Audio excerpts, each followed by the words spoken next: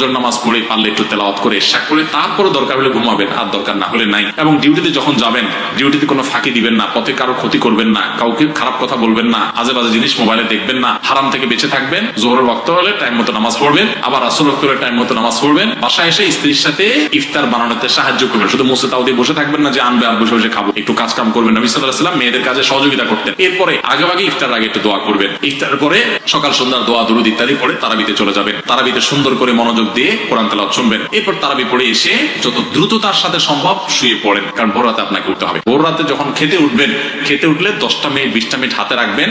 আগে খানা শেষ করে এরপরে একটু আল্লাহর কাছে দোয়া করবেন, অথবা আগে দোয়া করে তারপরে খানা খাবেন। একটু ভোর রাতে দোয়া কবুল হয়, এটা সারা বছর আপনি পারেন না। রমজানের সুযোগ আসে, এই সুযোগটা হেলায় হারাবেন না। এই টাইমে আল্লাহ তাআলা যেচে যেচে মানুষকে দোয়া কবুল করেন। এভাবে আপনি পুরো রমজান মাস গুনাহমুক্ত থাকার চেষ্টা করেন, হারাম মুক্ত থাকার চেষ্টা করেন।